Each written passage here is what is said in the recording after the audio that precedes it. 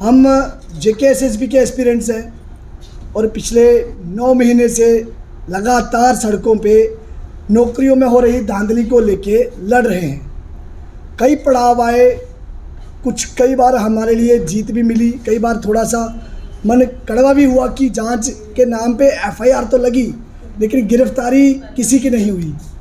तो कहीं ना कहीं उस सब से जो युवा है वो नाखुश था।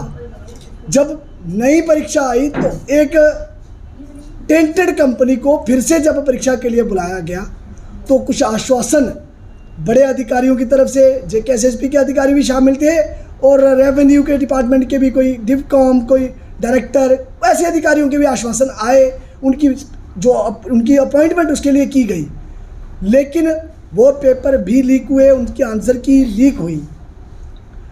आज जब वो मसला हालांकि कोर्ट में है, आज और पेपर, एक बहुत बड़ा पेपर फाइनेंस अकाउंट असिस्टेंट का जो कि पहले भी लीक हुआ था, वो जब दोबारा करवाने की बारी आई तो एक एप्टेक कंपनी जो हाल ही में केंद्रीय विद्यालय का एग्ज़ाम और CBSE का एग्ज़ाम करा रही थी, उसको दिया गया है टेंडर। और JKSSB ने वो जो दोनों KVS का पेपर, KVTGT, KVPGT, PRTB जो कि लीक हुए, यहाँ तक कि PRT का पेपर तो कैंसिल भी किया गया है, कल ही नोटिफिकेशन KVS की तरफ से आया है। उसके बावजूद भी JKSSB ने कोई संज्ञान नहीं लिया और पेपर उसी कंपनी के थ्रू जारी रखने का काम कर रही है।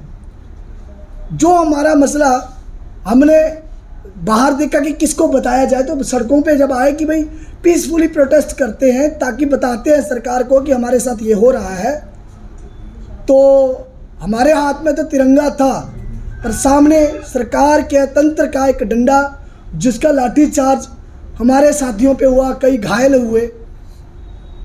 बड़ा अफसोस हुआ ये देखकर और कई लोग परेशान हैं इस सारे जो प्रकरण हुआ। गिरफ्तारियां हो रही हैं, कल भी लगभग 200 जो एस्पिरेंट है उनको डिटेन किया गया।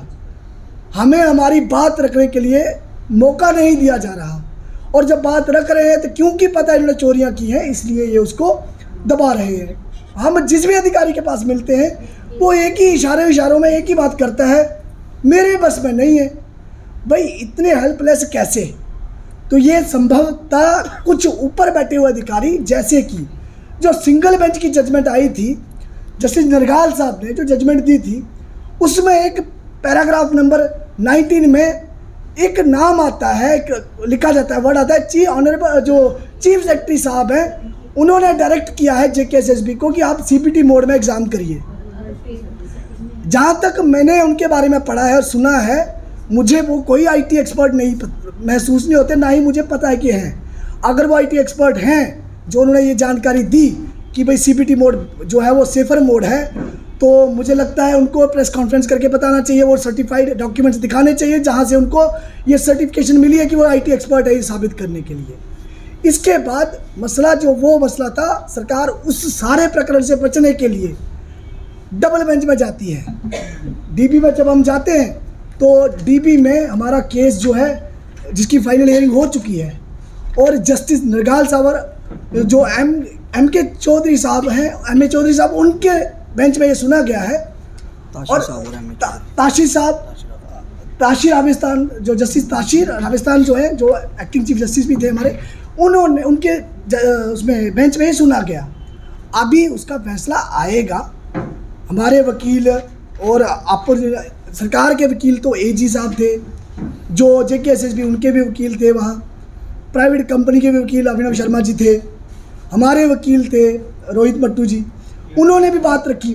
जो आर्ग्यूमेंट है वो हो चुके हैं और हमें पूरा भरोसा है अपनी जुडिशरी है उसके ऊपर। फैसला जब भी आएगा समाज हित में होगा, देश हित में होगा और जो पेटिशनर्स हैं उनके साथ अन्याय नहीं किया जाएगा और ना ही होता आया है। लेकिन JKSSB नए हथकंडे अपना के अगले जो पेपर है वो भी एक प्राइवेट कंपनी, उसी कंपनी से जिसका हाल ही में सॉफ्टवेयर कॉम्प्रोमाइज़ हुआ, जो कॉम्प्रोमाइज़ हुआ FIR नंबर 25 2023 ले जिसको एक एसआईटी इन्वेस्टिगेट कर रही थी। हालांकि सरकार में, क्योंकि एपटेक जो है एक बहुत बड़े बिग बुल राकेश झुनझुनवाला, उनका मेजॉरिटी स्टेक है, कहीं ना कहीं देश की एक बहुत बड़ी पॉलिटिकल पार्टी के साथ भी उनका अलाइनमेंट रहता है। ना जाने क्या हुआ कि जो लेह में कार्रवाई चल रही है, थोड़ी धीमी गति से चल रही है, लेकिन आप देखेंगे ये तो लेह का है। लेह में इनका सुपरवाइजर पकड़ा गया है जो चीटिंग करा रहे हैं। किसका? एपटेक का। ये बहुत पुराना नहीं है, 21 फरवरी की बात है। इसके अलावा आप सीटेट की अगर बात करेंगे, सीटेट में वाराणसी में जो इसके अधिकारी, जो इसका सिटी हेड गिरफ्तार हुआ, रस्तोगी नाम जिसका है, वो एपटेक का सिटी हेड है। अगर आप देखेंगे सिटी हेड एक अगर गिरफ्तार हो रहा है तो कैसे ऐसी कंपनी के एम्प्लॉयज जब चोरी कर रहे हैं तो उसके ऊपर भरोसा कैसे करा।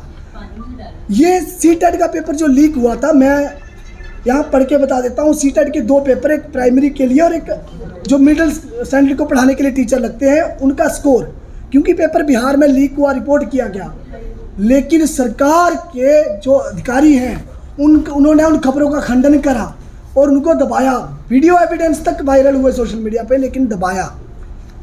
तो एक कोई जो वहाँ एस्पिरेंट है, इसका नाम जो है राजू कुमार है, इनका स्कोर कार्ड प्राइमरी के लिए जो इन्होंने पेपर दिया उसमें 150 में से 57 स्कोर इसका आता है। और ठीक 4 दिन के बाद इसका मिडिल स्टैंडर्ड के लिए जो पेपर होता है उसमें इसका 150 में से 112 नंबर आता है। सिलेबस सेम है, चौंकाने वाली बात। ये एक है। इसके अलावा एक और ऐसा ही, ये अभिनंदन कुमार हैं, इनका स्कोर प्राइमरी के लिए 150 में से 48 आता है। और वहीं दूसरी ओर जब दूसरा पेपर 2-4 दिन के बाद होता है तो 150 में से 115, उसमें ये क्वालिफाई हो जाते हैं। और ये पेपर जिसकी बात मैं कर रहा हूँ ये एपटेक ने कराया है। और ये सेम पैटर्न केवीएस में भी है। ये 1 नहीं, 2 नहीं, 3 नहीं, कई मैं दिखा सकता हूँ। ये देखिए, ये तो बड़ा विचित्र है। एक कोई ममता रानी जी है, ये बिहार से ही है, और इनका जब प्राइमरी का पेपर देते, माने जो 1 से 5वीं तक पढ़ाने वाले बच्चों के लिए जो क्वालिफिकेशन, जो नॉलेज चाहिए, उसमें इनको 150 से 28 नंबर आ रहे हैं। और जो मिडिल स्टैंडर्ड यानी कि माने 6वीं से 8वीं तक के पढ़ाने के बच्चों को जो पढ़ाने के लिए नॉलेज चाहिए, उसमें इनके पास 150 में से 124 नंबर आ रहा है। मैं आप सबको इसकी प्रतियां, इसकी कॉपियां आपको उपलब्ध करा दूंगा। आप चाहें तो उनको छाप भी सकते हैं, दर्शकों को दिखा भी सकते हैं। हमारा बार बार जेकेएसएसबी के पास जाना विफल रहा है। हमारा बार बार जो सरकारी अधिकारी उनके पास जाना विफल रहा, इनको चेताना विफल रहा है। उसका कारण है ये सुन नहीं रही है सरकार। जो भी एस्पिरेंट्स बाहर आए हैं, उनके साथ कहीं ना कहीं ऐसा बर्ताव किया जा रहा है कि बात को दबाया जा सके, कंपनी को बचाया जा सके, ना कि युवाओं को। आगे की बात अतुल जी बताएंगे। धन्यवाद विंकल जी। तो विंकल जी ने आपको डिटेल में बता दिया कि आखिर कहाँ से ये मसला शुरू हुआ है। तो हम आपको मुख्य तौर पर बता दें कि आखिर हमारी 4 मुख्य डिमांड्स हैं क्या, जो हमने जेकेएसएसबी से लेकर एडीसी जम्मू, जब उन्होंने हमें बुलाया पहले दिन लाठीचार्ज के बाद, उनके समक्ष भी रखी। कल डिवकॉम ऑफिस में डिवकॉम साहब के साथ भी वो 4 डिमांड्स डिस्कस हुई हैं, जिसमें सबसे पहले जेकेएसएसबी ने जो कैलेंडर जारी किया है कि यही ब्लैक लिस्टेड टेंटेड कंपनी आने वाले मुख्य एग्जाम करवाएगी। हम मांग कर रहे हैं कि उस कैलेंडर को जल्द से जल्द विड्रॉ किया जाए, वापस लिया जाए। दूसरा, हमें ये कंपनी ही मंजूर नहीं है। इसने पास्ट में क्या किया, पास्ट में कितना इसको जुर्माना हुआ, पास्ट में कहां कहां किस किस राज्य ने इसको ब्लैकलिस्ट किया, उसको अगर छोड़ भी दे तो हाल ही में जनवरी और फरवरी के महीने में चाहे हमारे पास की पड़ोसी जो यूनियन टेरिटरी है ले का मसला उठा ले, नेशनल लेवल का केवी का मसला उठा ले, सीटेट का मसला उठा ले, वहां पर भी साफ देखा गया कि इस कंपनी के सॉफ्टवेयर में कहीं ना कहीं बग है। यहां पर सिस्टम बाहर से ऑपरेट किए जा सकते थे और इन्होंने पेपर को लीक करवाया है। ऐसे में हम कभी भी इस कंपनी के ऊपर भरोसा नहीं कर सकते। दूसरी मांग यह है कि इस कंपनी को यहां से वापस भेजा जाए। तीसरी मांग कि जितने भी पेपर इस कंपनी ने करवाए हैं, क्योंकि इन्होंने ज़ोर ज़बरदस्ती से JKPSI का एक महत्वपूर्ण एग्ज़ाम इस कंपनी से करवाया है जो पहले भी लीक हुआ है, उसके रिगार्डिंग हमारे पास इनपुट्स हैं जो हम इंक्वायरी कमेटीज़ को या जितनी भी हमारी सिक्योरिटी एजेंसीज होती हैं उनको दे रहे हैं कि वो पेपर भी लीक था। कंप्यूटर बेसिस पेपर JKPSI का हम बड़ी जिम्मेदारी के साथ कह रहे हैं, जो दूसरी बार भी हुआ वो भी लीक था। इसलिए तमाम सारे पेपर जो इस कंपनी ने CBT मोड पे करवाए हैं उनकी टेक्निकल इन्वेस्टिगेशन होनी चाहिए, क्योंकि उसको कोई आम इंसान इन्वेस्टिगेट नहीं कर सकता। वो सिस्टम कंप्यूटर पे हुए हैं, सॉफ्टवेयर हाईजैक किया जाता है, उसमें बहुत सारी चीज़ें हैं, तो इसकी टेक्निकल इन्वेस्टिगेशन होना ज़रूरी है। ये हमारी तीसरी मांग है। वहीं अगर हम चौथी मांग की बात करें तो बाकी स्टेट्स में हमने देखा पेपर लीक को लेकर सख्त कानून बनाया गया है, और यहाँ क्या हुआ, जिन बच्चों ने स्कैम किया, जिन्होंने पेपर खरीदा था, जिन्होंने पेपर बेचा था, उन बच्चों ने हमारे साथ बैठकर दूसरी बार दोबारा पेपर दिया।